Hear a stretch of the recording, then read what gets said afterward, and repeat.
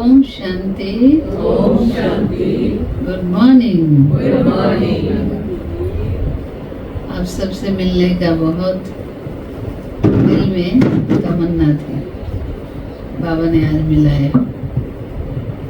क्योंकि बाबा, मैंने कभी नहीं सोचा था चंडीगढ़ में आके इतना दिन रहना होगा और इतनी सेवाएं आप सबसे लेना होगा, परंतु ये सूक्ष्म का हिसाब किताब जो था वो तो समय पर आ जाता है। और मैं तो कहती हूँ कि हमारी, देखो, दिल का प्यार होता है ना, वो करीब लाता है। इसलिए कविता में है ना, और ये कविता में हम दोनों सखियां हैं, और वो भी बाबा के घर में परिचय है। बहुत तो मिलते भी नहीं हैं, लेकिन पता नहीं एक दूसरे से दिली स्नेह है, जिगरी स्नेह है, मधुबन में मिलते हैं, वो एक अलग चीज है। और ड्रामानुसार शरीर के हिसाब किताब से ही सही, लेकिन यहाँ आना होगा, मैंने भी कभी नहीं सोचा था। 2 महीने से 2 महीने में एक जगह रही। मैंने बस आने के 2-4 दिन पहले उनको फ़ोन किया, कविता बहन हम तो, क्योंकि चंडीगढ़ बोलने से पहले इनका ही नाम याद आता है। तो मैंने बोला कि हम तो चंडीगढ़ आ रहे हैं। वो डेराबस्सी वगैरह तो पता नहीं था कितना दूर है, क्या है, चंडीगढ़ आ रहे हैं, चंडीगढ़ आ रहे हैं आपके पास। एक फ़ोन किया, बस एक फ़ोन ही मैंने किया, लेकिन इन्होंने जो करना था सब व्यवस्थाएं की, ऐसे की जैसे कि हमको निश्चिंत रखा। एयरपोर्ट में गाड़ी भेजने से लेकर खुद आए, उत्तरा दीदी को लेकर आए, एयरपोर्ट में हमको स्वागत किया। सेंटर तो डायरेक्ट नहीं आ पाए, हम हॉस्पिटल में गए, लेकिन हॉस्पिटल में भी बार बार विजिट किया। सबसे बड़ी बात, उस इलाका में जितने सेंटर्स हैं, सब सेंटरों को एकदम नंबरवार प्रोग्राम दिया कि भाई आपको कल भोजन देना है, आपको परसों देना है, आपको तरसों देना है। इस प्रकार इतना दिल से सेवा मैंने यहाँ के पंजाब के भाई बहनों की ये विशेषता देखी। सेवा करते हैं, बड़ी दिल से करते हैं। जो भी बहनें हमारे पास हॉस्पिटल में आई, मुझे कुछ बोलना नहीं, जो चीज़ की कमी थी खुद ही नोट किया, खुद ही बोला दीदी ये चीज़ आपके पास नहीं, मैं भेज रही हूँ। हर सेंटर वाले में मैं भेज रही हूँ, मैं भेज रही हूँ। अब 2 महीना तो एक संसार बसाया ना वहाँ पर, बाबा का फोटो से लेकर, ज्ञानामृत से लेकर, कोर्स करने के किताब से लेकर, बाबा के चित्र से लेकर के, यहाँ तक कि कपड़ा सुखाने के लिए वो स्टैंड है, वो तक बहनों ने देखा, कहा कपड़े कहाँ सुखाते हैं, मैं भेज रही हूँ। तो इतनी सेवा की, और यहाँ के भाई लोग भी, माता लोग भी, जो भी आए, बड़ी तत्परता से, बड़ी दिल से सेवा किया। मुझे लगा कि देखो सेवा हो तो ऐसा होना चाहिए। बहुत कुछ सीखने को मिला, दिल से सेवा, दिल से। कोई बोले और करो ऐसा भी नहीं, आप कहो तो करो नहीं, अपने आप। भाई लोग भी आए, जब जो सेवा आई तत्परता से, बड़े दिल से, प्यार से सेवा। तो इतना ही नहीं, मुझे ब्लड की जरूरत पड़ी, ब्लड की ज़रूरत पड़ी, और इन्होंने व्हाट्सएप पर डाला, और कितने भाई बहने ब्लड देने के लिए गए। मुझे प्लेटलेट्स की कमी हो जाती थी, तो कितने भाई बहने गए देने। कई लोग तो वापस भी आए, यहाँ से कहाँ, जीरापुर में जा कर के देना होता था। वो उनका वो नहीं हुआ, वेन्स नहीं मिल रहे थे या हमारी क्या आशा था। वर्मा जो गई थी, कहाँ आशा बहन? आशा वर्मा है क्या? दिखती तो मोटी ताजी है पर इसकी भी हाँ, वही तो, इतने भाई बहनों को दौड़ाया, मेहनत लिया। तो मैं तो कहती कि देखो पंजाब के साथ हमारा खून का रिश्ता था।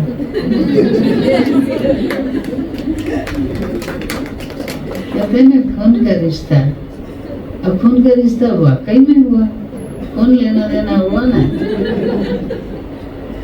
आप बताओ, 4 बार तो हमको ऐसे लेना पड़ा। लास्ट टाइम मैंने इनको फोन नहीं किया, वो उन्होंने भी मुझे ऐसे टाइम पर बोला, हॉस्पिटल वालों ने अभी देना अभी बोला। तो अनीता बहन आई थी, अनीता बहन को बोला, अनीता बहन ने तुरंत 2 भाई को वहाँ पंचकुला से बुलाया। 2 में से एक का ठीक निकला और वहाँ जा कर के ब्लड दे करके, क्योंकि ब्लड में से पहले ब्लड लेते हैं, उसमें से फिर प्लेटलेट को सेपरेट करते हैं, मशीन होता है। करने के बाद प्लेटलेट्स ले लिया उस 1 यूनिट ब्लड में, बाकी ब्लड्स को वापस कर देते हैं। इसलिए 2 वेन्स चाहिए, एक से निकलता, एक से वापस चला जाता है। 2 वेन स्पष्ट होना चाहिए, क्लियर, मोटे होना चाहिए। एक भाई का हो गया और उसी दिन मुझे मिल गया। चलो, ज्ञान में कैसे चले? हाँ, सुनाएंगे। इस प्रकार, मतलब क्या कहूँ, पंजाब से खून का रिश्ता हुआ और आप सबके मैं बहुत ही ऋणी हूँ, शुक्रगुजार हूँ। मैं ही नहीं, हमारे उधर के सभी भाई बहने। यहाँ फर्स्ट टाइम ब्लड लेना हुआ तो मैंने सेंटर पर, हम लोग हर साल ब्लड डोनेशन कैंप रखते हैं और अप्रैल में ड्यू था। मैंने बताया जल्दी से करो, तो ब्लड डोनेट किया वहाँ भाई बहनों ने, ब्लड डोनेशन। मैंने सोचा एक यूनिट में हो जाएगा, लेकिन बाद में 4 यूनिट लगे। तो हम सोचते हैं कि हम लेते हैं किसी से, हमें वापस करना भी जरूरी है। ह्यूमैनिटी से लेते हैं तो ह्यूमैनिटी की सेवा करना हमारा जरूरी है, क्योंकि क्या पता किस दिन किसको लगे, बोल नहीं सकता। तो ये एक सेवा है। अच्छा, दूसरी बात, यहाँ पर हम आए, अभी इतने सेंटरों ने सेवा की, सभी कहते दीदी आप हॉस्पिटल से निकलने के बाद हमारे यहाँ जरूर होके जाना, जरूर होके जाना। अभी कहाँ जाऊँ कहाँ ना जाऊँ, इतने जगह जाने के लिए तो उतनी ताकत भी चाहिए। तो मैंने कहा कहीं नहीं, एक यहीं जाऊँगी, यहीं रहूँगी। हमारे बड़े सेठ बैठे हुए हैं और यहीं से सबका धन्यवाद करूँगी, दिल से दुआएं। आप सबको भी बहुत दिल से दुआएं, सारे पंजाब के, चंडीगढ़ के भाई बहनों को। इससे पहले हमारी बड़ी दीदी आके गई इस हॉस्पिटल में, शीला दीदी, जो हमारी जोन की हेड हैं। वो 10 दिन रह के गए थे और वो काफ़ी अच्छे हैं अभी। उनके ये जो 10 दिन के थे ना, उससे उनको इतना फायदा मिला। वहाँ जा कितने प्रॉब्लम्स हो गए थे, किडनी, मतलब शुगर से किडनी में आ गया था इफेक्ट। अभी काफ़ी अच्छे हैं दीदी, पहले जैसे एक्टिव काम कर रहे हैं, सब कुछ कर पा रहे हैं। बल्कि वो अभी ये जुलाई 1 वीक में रशिया भी जा रहे हैं। बाकी हमारा तो लीवर का केस था, इसलिए लीवर वाले में थोड़ा टाइम लगता है बोला, लेकिन हर कोई बोलते हैं कि लीवर फिर से रीजेनरेट हो जाता है। लीवर की कैपेसिटी होती है बोला, जो अपने आप, जैसे पेड़ के डाल को काट देते हैं ना, तो उसमें से फिर दूसरे डाल निकल आते हैं।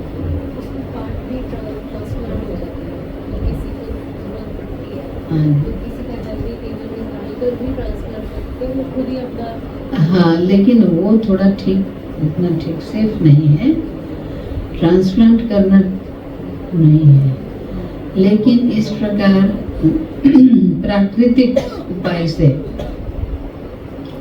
भोजन आदि परहेज इत्यादि सब कुछ जो यहाँ सिखाया हम लोग को, उस ढंग से लीवर को ऐसे एनवायरनमेंट देना जो वो अपने आप उसके सेल्स तैयार हो जाए अंदर से, और जो नए सेल्स होते हैं वो फिर से धीरे धीरे एक नया लीवर तैयार कर लेंगे, नया लीवर तैयार कर लेंगे, और पुराने लीवर के जो सेल्स होते हैं उनको वो खा जाएंगे।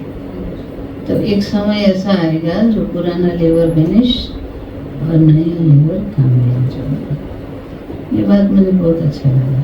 और मैंने एक एग्जाम्पल भी देखा, ये बटाना की सुमन बहन एक माता को लेके आई, बोला एक दिन एक माता है हमारे पास, उनका भी लीवर मैक्सिमम खराब हो चुका था, अभी वो पूरी ठीक हो गई। मैंने कहा भाई माता को लेके तो आइए, एक दिन मैं पूछूं, बातचीत करूं। तो बाबा के बच्चे हैं, आए, मैंने बातचीत किया तो 4-5 साल उनका हो गया। उनका 75% लीवर जो है खराब, 77% खराब हो चुका था। लेकिन ये हिम्स की ट्रीटमेंट ले करके, और वो जबकि दूर नहीं है, जीरकपुर में रहती है, आना जाना उनके लिए आसान है।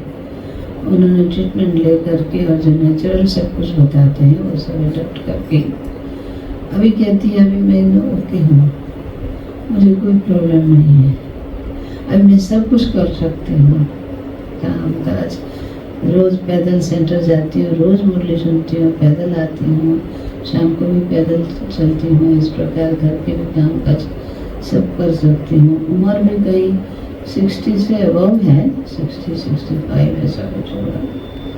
तो मैंने देखा कि साधारण माता, भोली भाली, पढ़ी लिखी भी नहीं, इतना नॉलेज भी नहीं, लेकिन जैसे बताया वैसे किया उन्होंने। ये भी निश्चय का फल, वो अच्छे हो गए। उदाहरण बाबा ने बहुत दिखाया मुझे। ये 2 महीना हुआ तपस्या कराया बाबा ने, बहुत प्रकार के अनुभवों से बाबा ने मुझे भरपूर किया। कभी कभी तो कोई प्रॉब्लम्स हॉस्पिटल में रहते इतने बढ़ जाते थे, एकदम अप डाउन होता था, लेकिन हर अप डाउन्स के पीछे बाबा मेरा साथ था। बहुत कुछ सहन भी, मतलब शरीर का सहन भी करना हुआ, लेकिन बहुत अच्छा योग भट्टी चलता रहा और बहुतों की सेवा भी हुई वहाँ पर। खैर वो तो मैंने बाबा को बोला, बाबा सेवा बगैर हम यहाँ केवल खाएं और रहें, ये तो सही नहीं है, ये टाइम वेस्ट करना हो गया, या तो ले चलो या कुछ करो। उसके 2-1 दिन में ही बाबा ने ये सवेरे वाली सेवा दिलाया, जिसमें पूरे मैदान में योगासन वाला योगासन करा। वो योगासन टीचर हमारे पास आया था रूम में, उसने कहा दीदी आप आएंगे, आप मेडिटेशन कराइए। मैंने कहा यही तो है, प्यासे को पानी चाहिए था, मुझे तो यही चाहिए था, अपने को सेवा चाहिए। तो बस मैं पहुंच जाती और मुझे अच्छा लगता है।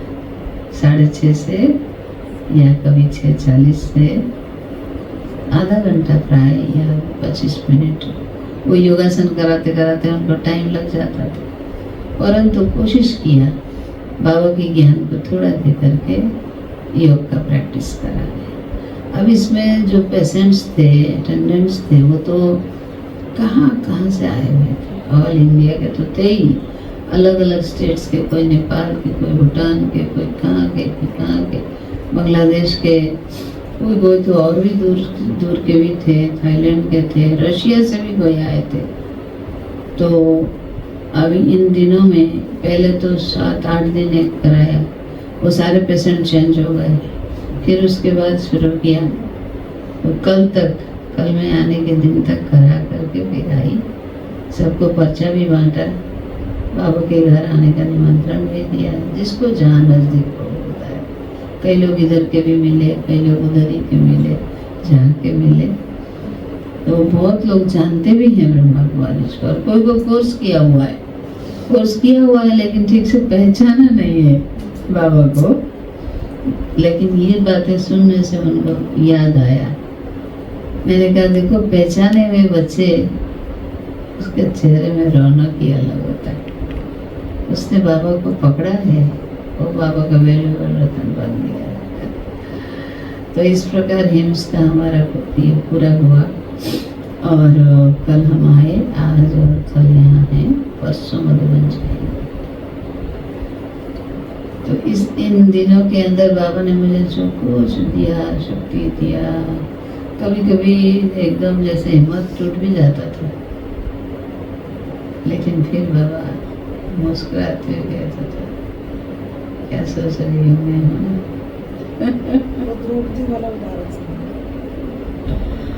हाँ, वो सुना होंगी। उससे पहले मैं एक दफा सुनाती हूँ। हमारी बीनता बहन, ये बीनता बहन अभी देखने में बहुत दुबली पतली कमजोर दिख रही है, लेकिन अंदर से बड़ी मजबूत स्ट्रॉन्ग आत्मा है।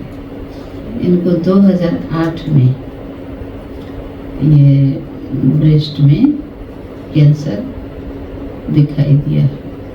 ये सेंटर में रहने लगी थी और इतने में ये आया। माना इनके सामने बहुत बड़ी परीक्षा आई। स्कूल में टीचर थी, तो टीचर भी करती थी, टीचिंग भी करती थी, सेंटर में भी रहती थी, लेकिन इनके लिए बहुत भारी परीक्षा थी।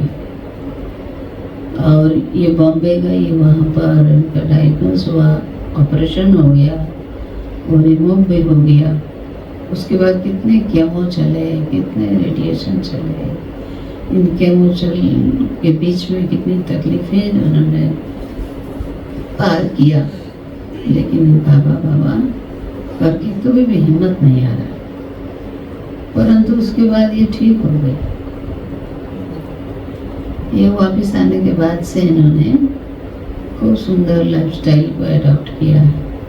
रोज प्राणायाम नियम से, बहुत अच्छी समय दे करके प्राणायाम किया, ये स्वस्थ हो गई। उस समय तो लग रहा था अभी नौकरी कहाँ कर पाएंगे शायद, लेकिन इन्होंने नौकरी पूरा करके ड्यू रिटायरमेंट लिया। और फिर बाबा का मकान किसी और के मकान में था, उनका तो था लेकिन टूटा फूटा हो गया था, और रिपेयरिंग भी नहीं कर देते थे और लिख कर भी नहीं देते थे और छोड़ते भी नहीं थे। तो इन्होंने हिम्मत करके इनके पैसे से बाबा के लिए जमीन भी खरीदा।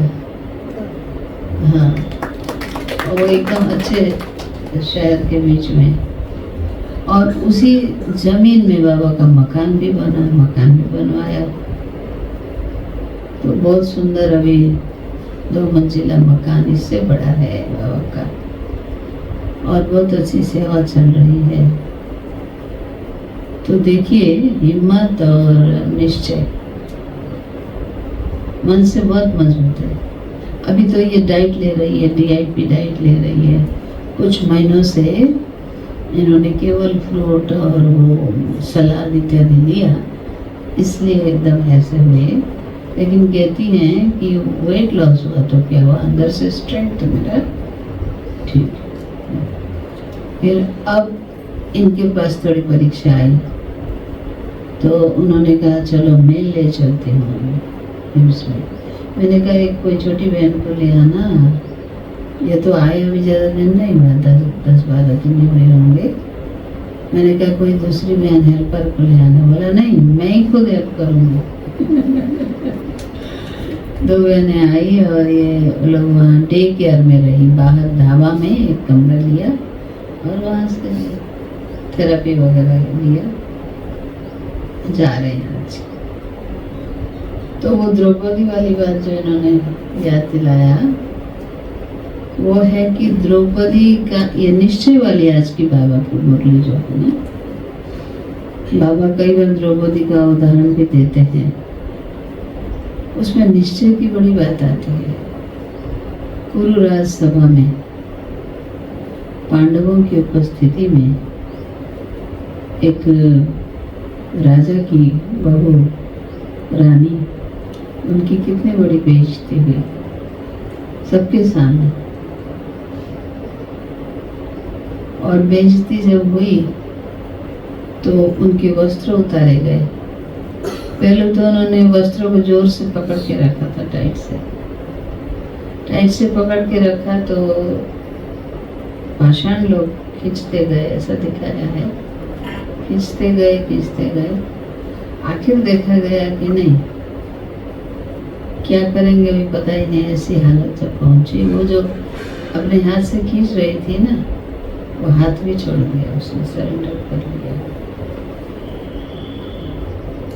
कृष्ण के सामने। ये हाथ से हम अपना कुछ पकड़ के रखते हैं ना, लेकिन उसके ऊपर पूरा छोड़ना, जैसे जिस मोमेंट में उसने छोड़ दिया अपने हाथ, उस मोमेंट से क्या दिखाई दिया, कहाँ से इतने कपड़े आ रहे हैं, और वो जितना भी खींचते जाए खत्म ही नहीं हो रहे हैं। वो हैरान हो रहे हैं और सारे लोग देख रहे हैं।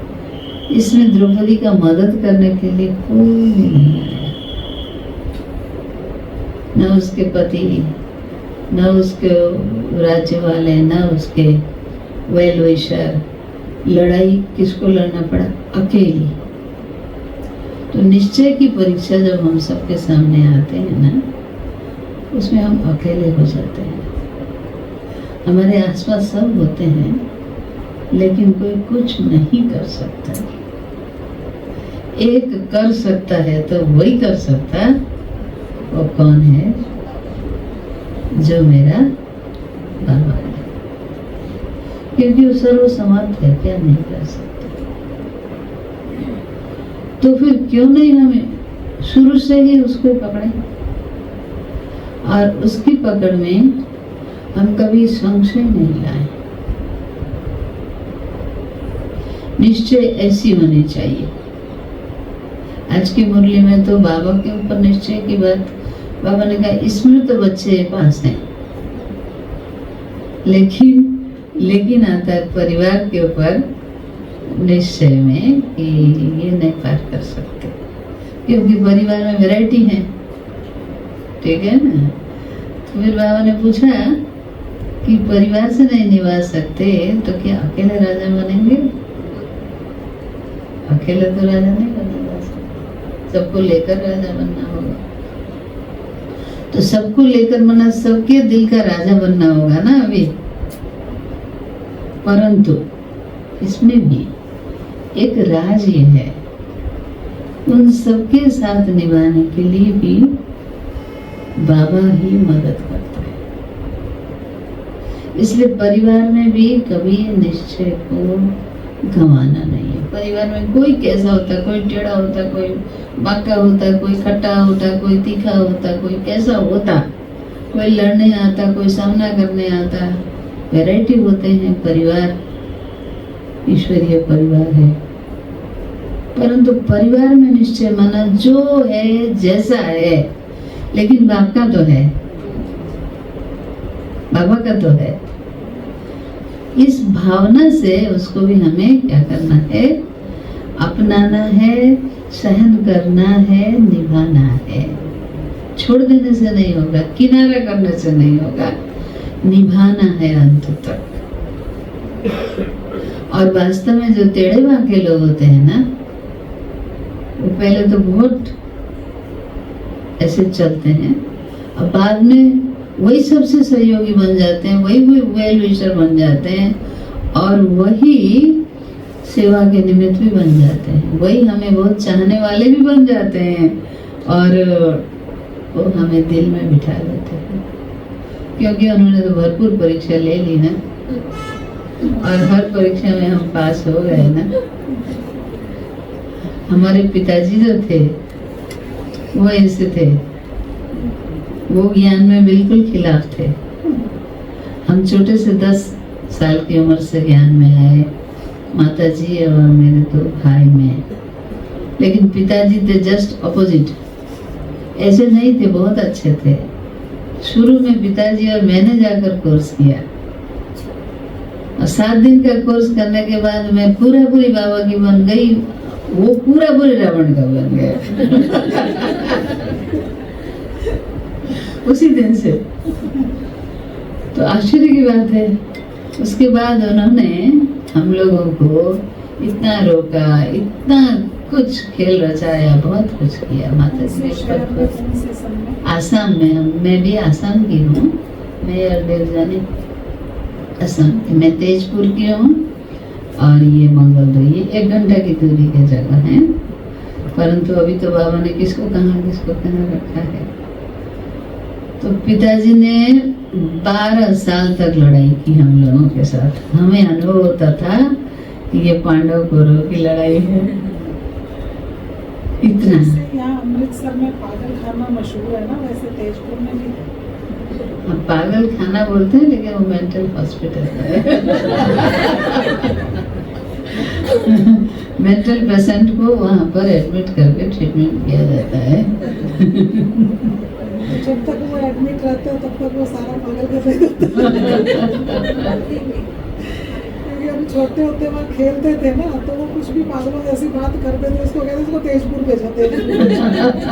आसाम में जब हम खेलते, ताश खेलते, कैरम खेलते, तब की बात है। बहुत बड़ा हॉस्पिटल है, मेंटल हॉस्पिटल। अच्छा, तो पिताजी ने इतना विरोध किया, यहाँ तक मुरली पढ़ने उनको पता था, ये जो मुरली है ना, ये कागज का, यही गड़बड़ करता है। इसलिए मुरली लाना, घर में रखना, ज्ञानामृत, ये सब उनको मना सहन नहीं होता था।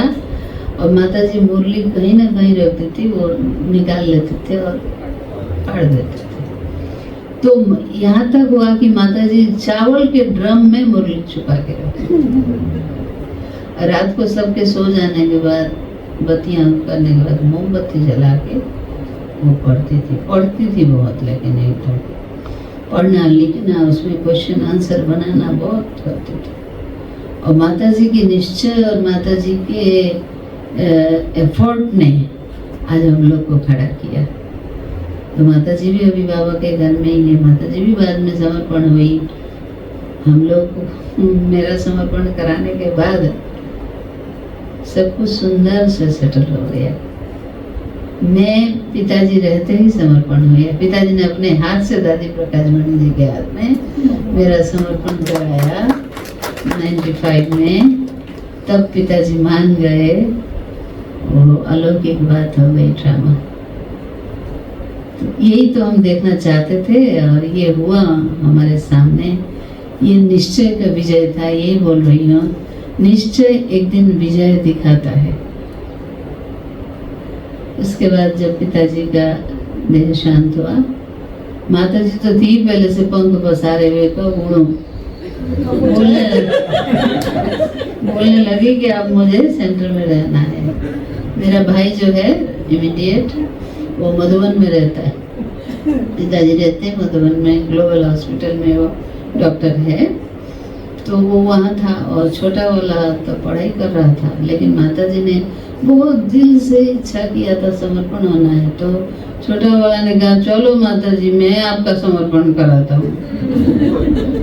हाँ, तो बहनों का समर्पण हो रहा था। 98 की बात है। 14 बहनों का समर्पण था और एक माता भी उसमें शामिल हो गई। और दिन था जिस दिन पिताजी ने शरीर छोड़ा, उसका 1 साल के बाद वही दिन था। 30 मई वही दिन था। वो दिन तो लोग बरसी मनाते हैं और माता जी बैठी है और समर्पण की बहनों का ऐसे लाइन है। वो पीछे एक चेयर में बैठी हुई है और ऐसे मुंह छुपा के थोड़ा, क्योंकि फोटो लेने वाले तो फोटो ले रहे हैं। फोटोग्राफर कोई कहाँ देंगे, टीवी में देंगे, न्यूज़पेपर में आएगा, फोटो सहित आएगा और सारे रिलेटिव लोग देखेंगे सुनेंगे तो कितनी बड़ी बेइज्जती हो जाएगी। ये डरता। तो वो छोटा भाई और मैंने मिलकर माता जी का समर्पण कराया। तो माता जी भी बाबा के घर में।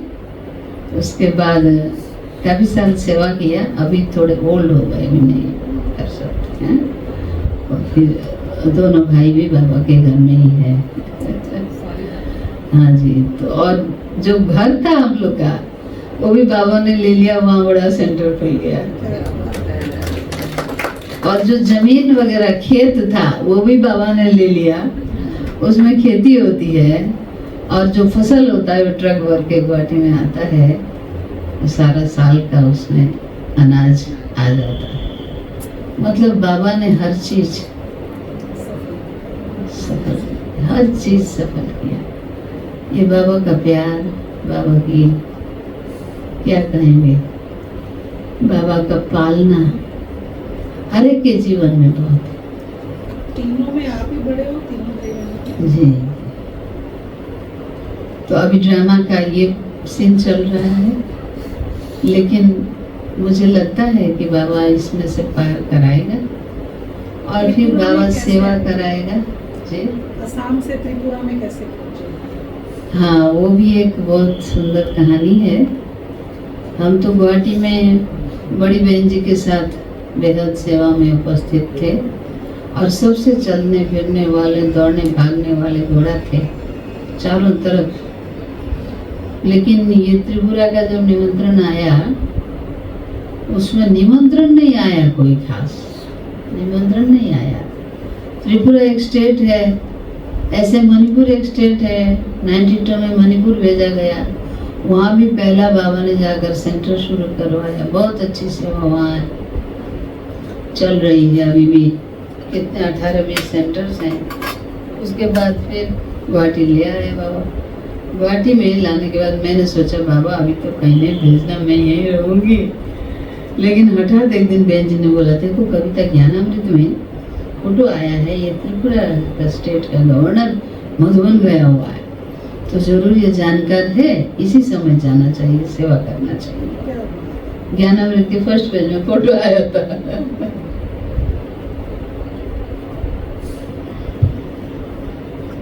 मैंने सोचा शायद मुझे बोल रहे हैं, मुझे भेजे। मैंने क्या बाबा को बोल रही, बाबा नहीं भेजना मुझे।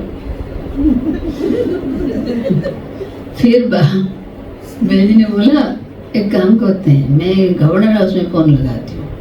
फोन लगाया डायरेक्ट बहन जी ने, लगा के बोला ऐसे ऐसे ब्रह्मा कुमारी आश्रम, ऐसे हम दो बहनें आएंगी गवर्नर साहब से मिलने के लिए, अपॉइंटमेंट ले लिया।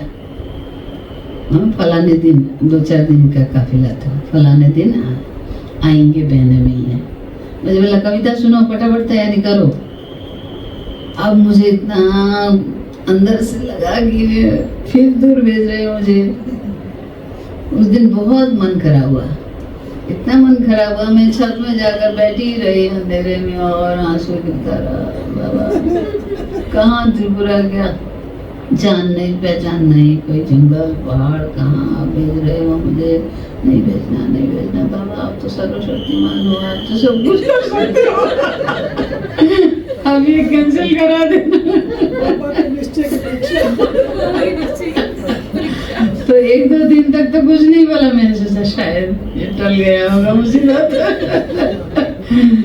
फिर बहन जी ने बोला सुनो, तुम्हारे साथ जुनाली भी जाएगी और फलाने भाई को भी भेज रही हूँ, टिकट काट रही हूँ कल। मैंने सोचा बाबा क्या करो, कोई बात नहीं, तो भेज दिया हम लोग। तब 24 घंटे क्या 28 घंटे लगते थे बस में, पूरा पहाड़ी एकदम मेघालय, ये पूरा स्टेट पार करके, फिर त्रिपुरा स्टेट पार करके, त्रिपुरा के भी एक कोने में अगरतला है। 28 घंटे, वो भी वहाँ उस समय बहुत उग्रवादी थे, इतने उग्रवादी थे जो गाड़ियाँ ऐसे नहीं चल पाते थे। जितनी भी गाड़ियाँ जाना है सब एक लाइन से खड़े होते, आगे और पीछे CRPF के कॉन्वॉय जो होते हैं, पुलिस के गाड़ी, और एकदम ऐसे पिस्तौल लेकर के खड़े होते थे, उसके बीच में चलना पड़ता था। धीरे धीरे धीरे धीरे गाड़ी चलती थी। जितना जा रहे पहाड़ी और जंगल ही देख रहे हैं। मैं सोचा बाबा कहाँ भेज रहे हो, जंगल में भेज रहे हो, क्या कर रहे हो? ठीक है, तो जाते जाते पहुँच गए। पहुँच के वहाँ एक होटल में हम लोगों ने एक कमरा बुक कर लिया और गवर्नर हाउस कहाँ है पूछ करके नहा धो के वहाँ चले गए। गवर्नर से जब मिले, फूल वगैरह टोली वगैरह दिया, बड़ा खुशी से माउंट आबू होके आया है, कुछ तो हम लोग को मदद करेगा सेवा के लिए। गवर्नर ने बोला जी ये तो कम्युनिस्ट स्टेट है, यहाँ तो बहुत मुश्किल है। देखिए मेरे तरफ से तो कुछ नहीं होने वाला है, आप लोग कुछ करना हो तो जाइए, लोगों से मिलिए, पब्लिक से मिलिए, पब्लिक के बीच में जाइए। यहाँ तो कोई मानने वाला है नहीं, ऐसा सब कम्युनिस्ट है, ऐसे बोला। माने उसने निराश कर दिया। अच्छा हुआ। अच्छा इसलिए हुआ, वो अगर थोड़ा कुछ सपोर्टिंग बातें करता था तो हम शायद उसके ऊपर भरोसा करते थे, लेकिन उसने तो अपना पलड़ा झाड़ लिया पहले ही दिन, जो मेरे से कुछ नहीं होने वाला, जो करना अपने बलबूते पर करो, ठीक है। तो उस दिन वो होटल में एक रात रुके। हम लोग ने बोला अच्छा, होटल में तो बहुत रुपए लगते हैं, सर्किट हाउस में व्यवस्था दे दो। तो सर्किट हाउस में कमरा दिला दिया, वो भी सर्किट हाउस शहर से बाहर वाला, ONGC का सर्किट हाउस में दिया। वो देखा यहाँ रहकर शहर में जाकर के सेवा करना है तो ठीक नहीं, सुविधा नहीं होगा। तो बैठकर हम लोग योग किया बहुत है। फिर होटल में आए। वही होटल में हम लोग को ढूंढते ढूंढते एक बाबा का बच्चा निकला जो आंध्र प्रदेश से ट्रांसफर होके आया था, प्रसाद भाई, फौजी में था। और वो भी उस जगह ट्रांसफर होके आया ही था। वो भी सोच रहा था कहीं ब्रह्मा कुमारी यहाँ है क्या, कुछ सेंटर है क्या। प्रसाद भाई कुमार है, बहुत अच्छी उन्होंने सेवा किया वहाँ पर। ये ललिता बहन है ना, जो उनका लौकिक भाई है, उनका भाई। हाँ अभी भी वो ब्रह्मा कुमार सेवाधारी बहुत अच्छा है। वो अपने गांव में रहता है, लेकिन उस समय उन्होंने बहुत सहयोग किया।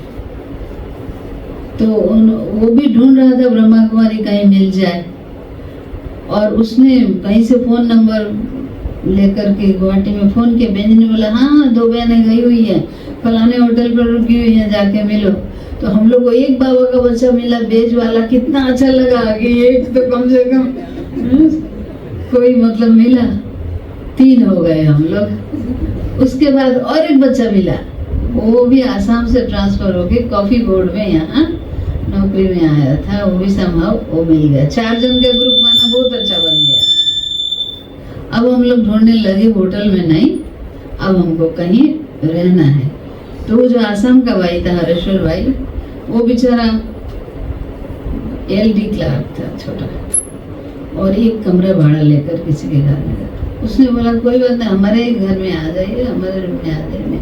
वो खुद निकल गया बारांदा में, और उसने अपना कमरा हमें दे दिया। उसके पास 2 ही बर्तन थे, वो बर्तन भी हमें दे दिया, और वहां जाकर के हम रहने लग गए। ये प्रशांत भाई ने 2 कंबल ला के दिया, गर्मी का दिन था, अप्रैल मास, वो फौजी के कंबल होते हैं ना, वही कंबल को बिछा के फ्लोर में सो जाते थे, और कोई मिलने पर उसी कंबल में बिठा के ज्ञान सुनाते थे। कुछ तो साधन नहीं था ना। तो हम लोग ऐसे, बहुत इंटरेस्टिंग बात है, सुनने लायक बात है। देखिए, हम 2 बहनें सवेरे खाना बना लेते थे, लेकिन हम लोग अमृत वेले से 2 घंटे योग भट्टी करते थे, और योग भट्टी करके एकदम वाइब्रेशन ऐसा फैलाते थे कि वहाँ की आत्माओं को कुछ टचिंग्स मिले। और हम आह्वान करते थे कि हे आत्माएं, जो बाबा के बच्चे हैं, कहाँ यहाँ वहाँ कहाँ छुपे होंगे, आ जाओ आ जाओ। बाबा के शांति दूत यहाँ आ चुके हैं, बाबा का मैसेज देने आए हैं, इधर आ जाओ कर करके हम संकल्प से आह्वान करते थे। 2 घंटा ऐसे 2-3 दिन योग किया। उसके बाद योग करके सवेरे खाना खा के एक साथ निकल जाते थे। कहाँ जाते थे? कोई डेस्टिनेशन नहीं, क्योंकि ये दोनों भाई तो आए, मुरली सुने, अपने अपने ऑफिस में चले गए। हम 2 बहनें, हमें तो गाइड करने वाला कोई नहीं।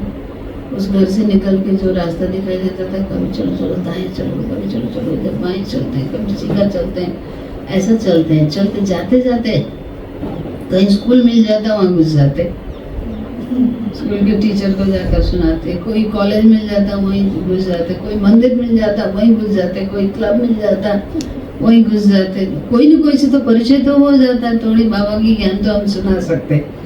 ऐसे ही हुआ, जाते जाते एक B.Ed कॉलेज मिला, और वहाँ जाकर प्रिंसिपल कहाँ है पूछा, प्रिंसिपल से बात किया।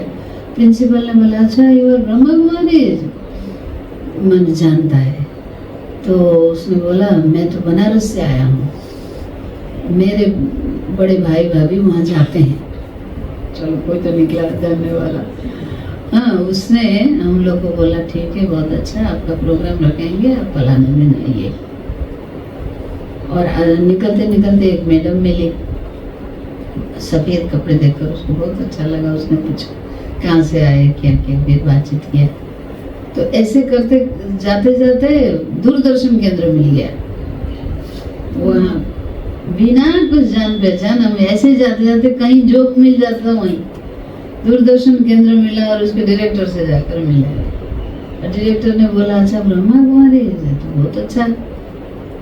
हाँ ब्रह्मा कुमारी से हमको राखी बांधते हैं हर साल उड़ीसा में। मैं उड़ीसा का हूँ, वहाँ से ट्रांसफर हो गया आया हूँ। बहुत अच्छी बात। मैंने कहा अब हमें सहयोग करेंगे क्या? बोला टीवी में कुछ प्रोग्राम हमारा देंगे। बोला हाँ जरूर देंगे, आपका इंटरव्यू लेंगे। बस अच्छी बात हो गई। लेकिन बोला कि यहाँ बांग्ला में ही चलेगा, दूसरा नहीं चलता है।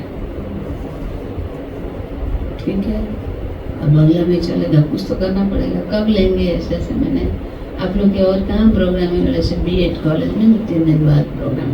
बोला ठीक है, तो हम अपनी कवरेज टीम को वहीं भेज देंगे, वहीं आपका इंटरव्यू ले लेगा, लेकिन जो बोलना बांग्ला में बोलना पड़ेगा। तो हम वापिस उसी कॉलेज में आए, बहुत दूर था। और हम पैदल पैदल जाते थे, कोई गाड़ी ऑटो में नहीं चढ़ते थे, क्योंकि पैदल जाएंगे रास्ता याद रहेगा, भूलेगा नहीं। और वहाँ गए और वो जो मैडम मिली थी उसी से जा कर के मिले और उसको कहा कि ऐसे ऐसे बांग्ला में इंटरव्यू होगा, आप हमारा इंटरव्यू ले सकेंगी? उसने बोला ठीक है, लेकिन बांग्ला सिखा देना पड़ेगा। उसने कहा ठीक है सिखा देंगे, आप हमारे घर आइए टाउन हॉल के पास। तो उसने एड्रेस दिया और शाम को हम दूर उसके घर पहुंच गए। फिर उसके पति ने हम लोग को बहुत वेल रिसीव किया और कहा कि ठीक है क्या करना बताइए। तो मैंने हिंदी में क्वेश्चंस लिखा, हिंदी में आंसर लिखा, उन्होंने उसको बांग्ला बना दिया। आंसर उनको मिसेस को देना था और क्वेश्चन नहीं, आंसर मुझे देना था, वो क्वेश्चन। तो ये एक रात का टाइम मिला, एक रात में मैंने पढ़ के उसको सीख लिया। बस दूसरे दिन वहाँ पर प्रोग्राम हुआ। प्रोग्राम में 20 मिनट का इंटरव्यू था और इस इंटरव्यू ने पूरे स्टेट को हिला दिया। क्योंकि लोग तो छात्र थे। लोगों ने जब ये बात सुना इतना अच्छा लगा। इस इंटरव्यू को देखने के बाद सेक्रेटेरिएट से कुछ स्टाफ, कुछ खादी कमीशन के स्टाफ जिन्होंने इंटरव्यू देखा, वो लोग हमें सफ़ेद कपड़े वालों को ढूंढने निकले। उन लोगों को इतना अच्छा लगा, बोला सफ़ेद कपड़े, इतनी शांति की बातें सुनाई। वो लोग कहाँ हैं, हम लोग को उनसे मिलना है और सुनना है। तो हमारे पास न साइन बोर्ड था, न कोई एड्रेस था, कुछ भी नहीं था। तो हम टीवी में क्या एड्रेस दें, न तो कोई टेलीफोन नंबर था, न कोई पर्चा छपे हैं अभी, न कोई झंडा गाड़ा है। हमको जब पूछा था इंटरव्यू में, मैंने कहा कुंजबन एरिया में हम रहते हैं। इतना कुंजबन बोला था, इसी को लोगों ने पकड़ा। और सेक्रेटेरिएट के कुछ महिलाएं, कुछ भाई पुरुष एकदम ग्रुप बना के लंच पीरियड में वो कुंजबन एरिया में आकर के सफेद कपड़े वाले को ढूंढते थे। अब कहाँ मिले, कोई साइन बोर्ड तो है नहीं, कुछ तो है नहीं, बैनर भी नहीं। हाँ, बैनर भी नहीं, वो कमरा भी अंदर था, सामने तो उन लोगों का घर था जो मालिक थे। लेकिन देखिए बाबा क्या काम करता है, समय पर ही हमारे सफेद कपड़े साइन बोर्ड का काम करते हैं। कैसे? हम सवेरे सवेरे नहा धो के कपड़े धुलाई करके सामने सुखा के चले जाते थे। उनका कपड़ा सुखाने का जो तार था ना, वो काफी सामने था। और हमारे लंबे लंबे सफेद कपड़े, साड़ी हवा में। इसी को देखकर उन लोगों ने फॉलो किया। समय पर सब कुछ, ये भेज बड़ा काम करता है, ये कपड़े बड़े काम करते हैं। कल ना परसों बाबा ने बोला ना, इसलिए बाबा सफेद पोश को चेंज करने नहीं देते। हाँ, तो फिर वो सफेद कपड़े तो मिल गए उन लोगों को। ऐसे कपड़े तो यूजुअली कोई नहीं पहनता है। माताएं लोग ऐसा तो सफेद नहीं पहनते। वो लोग ने ठीक फाइंड आउट कर लिया इसी घर में रहते हैं। और वहाँ एक दुकान था, दुकानदार को पूछा, दर्जी का दुकान था, तो वो दर्जी ने बोला हाँ सफ़ेद कपड़े वाली 2 सिस्टर्स तो इधर देखता हूँ, वो रोज़ सवेरे सवेरे निकलती, शाम को वापस आती, पता नहीं कि नौकरी वोकरी करती होंगी, ऐसे बोला। और वो लोग उसी घर में जा कर के पूछने लगे। घर की माता ने बोला हाँ हैं 2 सिस्टर्स हैं, वो दिन में तो नहीं रहते, सवेरे सवेरे मिलते। दूसरे दिन सवेरे 6 बजे एकदम बहुत सारे लोग हमारे पास आ गए। जो हम चाहते थे, प्यासे को पानी, भूखे को भोजन, हम अमृत वेला बाबा से योग लगा करके आत्माओं का आह्वान करते थे, नहा धो के फ्रेश हुए ही हैं, और वो बहुत सारे लोग आ गए। घर बैठे बाबा भेजता है। और हम लोगों ने ज्ञान सुनना चाहा, और वहीं उसी कमरे में, हमारे पास ना खटिया, न चेयर, न टेबल, न नथिंग, कुछ भी नहीं, जमीन में वही कंबल में हम लोग को बिठाया, बस कोर्स कराना शुरू किया। उसमें से कुछ बाबा के बच्चे निकले। देखिए, तो ये प्रक्रिया चल रहा था। ऐसे में हम तो रोज दिन में तो निकलते ही थे, एक दिन जा के एक मंदिर में घुसे, वो भी इंटरेस्टिंग है बहुत। समय है, कल करते हैं, कल भी आपके हाथ में है क्लास, कल मुरली भी आप ही सुनाएंगे, फिर ये भी आप ही सुनाएंगे, ठीक है जी। तो ये अगला एपिसोड कल होगा। हाँ। ओम शांति। वो बांग्लादेश का एपिसोड भी है, फिर वो भी मजेदार है। अभी हमारे पास वहाँ तो सारे ये है ना मुस्लिम। दूसरा देश पार कर लिया। एक बार इनको मधुबन में, हम एक कमरे में थे शायद, तो इन्होंने मुसलमानों जैसा बुर्का पहन रखा था, तो जो गाउन था ना, रात को सोने की ड्रेस। मैंने कहा ऐसा तो बुर्का होता है, तो कहते बस मुस्लिम इलाके में सेवा करती हूँ, माताएं ऐसे तो सिल के देंगी मुझे। बस वो सिर वाला नहीं था, तो वो पहन रखा था, तो कहते वो बुर्का जैसा ही सिल के देते हैं, गाउन भी सिलना होता है। तो चलो 2 मिनट साइलेंस में, और फिर नेक्स्ट एपिसोड कल, जैसे वो अपनी देरा वाली को कहा कि नगरोटा की बहन ने सुनाया था ना 2 एपिसोड में, ऐसे सुनेंगे।